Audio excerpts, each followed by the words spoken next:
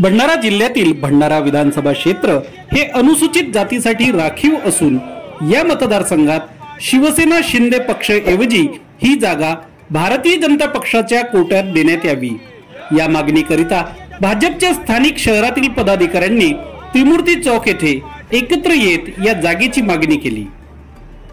पक्षाने ही उमेदवारी न दिल्यास आम्ही पक्षाचे सर्व पदाधिकारी मिळून ही जागा स्वतंत्र लढण्याचा विचार करत आहोत व मतदारसंघात बंडखोरी करणार असल्याचे सांगितले। विधानसभा इलेक्शन लागलेले आहे आणि वरून आम्हाला युतीचा धर्म पाळण्याची गोष्ट होत आहे, परंतु आजपर्यंत भारतीय जनता पार्टीने ही तिकीट लढवलेली आहे। संपूर्ण जिल्ह्याचा विचार केला तर तुमसर सुद्धा आमच्या वाट्याला आलेले नाही। इथं सुद्धा शिंदे गटाला तिकीट देण्यात आली आहे, साकुरी सुद्धा अधांतरित आहे। त्याच्यामुळे आम्हाला प्रश्न पडला आहे की आम्ही भारतीय जनता पार्टी म्हणून कार्यकर्त्यांनी कुठं जावं, कारण की गेली 5 वर्ष ज्या पद्धतीने आम्ही तिकीट लढवली होती थोड्याशा ओटांनी आमची तिकीट गेलेली होती। त्यावेळेस सुद्धा काही युती धर्म पाळण्याचं सांगितलं गेलं होतं, त्यावेळेस शिवसेना सुद्धा युती धर्मामध्ये होती। शिवसेनेने युती धर्म पाळला नाही आणि आपला उमेदवार त्या लोकांनी दिला आणि थोड्याशा ओटांनी आमची सीट पडली। परंतु गेली 5 वर्ष आमच्या कार्यकर्त्यांना कुठेही विश्वास घेतला जात नाही आहे। कामं आमच्या युतीच्या भरोश्यावर आणली जातात आणि आम्हाला बदनाम करण्यात येत आहे। लोकसभेत सुद्धा आमच्या उमेदवाराला मोठा म्हणजे ज्या विरोध करण्यात आला ते शिवसेनेकडून विरोध करण्यात आला आणि मोठ्या प्रमाणात विरोध केल्यामुळे आमचा खासदार पडला आणि आज आम्हाला युती धर्म पाळण्याचं सांगता येत आहे। त्यामुळे आम्ही सर्व भारतीय जनता पार्टीने संपूर्ण ग्रामीण पवनी शहर भंडारा ग्रामीण आणि शहर यांनी ठरवलेलं आहे की आपल्या हक्काचा उमेदवार इथं असला पाहिजे। आम्ही वारंवार आपल्या वरिष्ठांना आमचा मनोगत सांगितलं आहे, कारण की गेली 5 वर्ष आम्हाला कुठल्याही कमिट्यामध्ये ज्या पद्धतीने मनमानी करून शिवसेनेच्या पदाधिकाऱ्यांना घेण्यात येत आहे, कुठल्याही आमच्या कार्यक्रमाला अडथळा आणला जात आहे आणि कुठलाही निधी हा पूर्ण गव्हर्नमेंटचा असतो। मागच्या वेळेला जलसंधारणाचे मंत्री देवेंद्रजी फडणवीस असताना सुद्धा त्यांचा अपमान करण्यात आला। देवेंद्र फडणवीसांचं नाव साधा इथं फलकावर सुद्धा नव्हतं, ज्या ठिकाणी करोडो रुपये भंडारा आले आहेत जलपर्यटनसाठी। अशा वेळेला आपलंच नाव समोर करून ज्या पद्धतीनं रावणासारखं वागण्यात येत आहे, अहंकार माजलेला आहे, तो आम्हाला अहंकार खोडून आमचा पक्षाचा उमेदवार आम्हाला द्यायचा आहे आणि भारतीय जनता पार्टीतर्फे आम्ही पक्षाचा उमेदवार देणार आणि त्याला बहुमताने निवडून सुद्धा आणणार हे आम्ही आपल्या समोर विनंती करतो आणि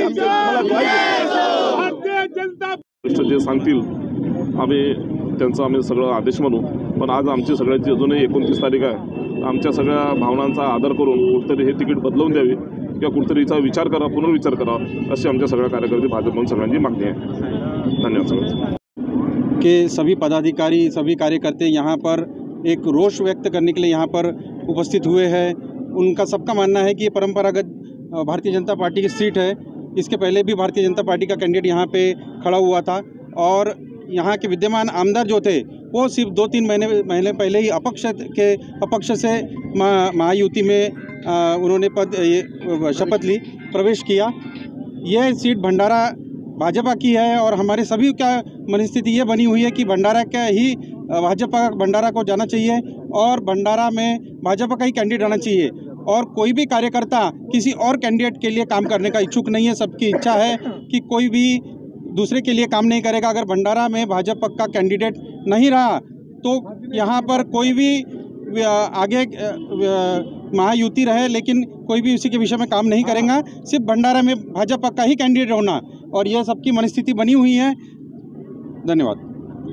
गोवर्धन साकुरे, तालुका अध्यक्ष, महिला मोर्चा तालुका अध्यक्ष।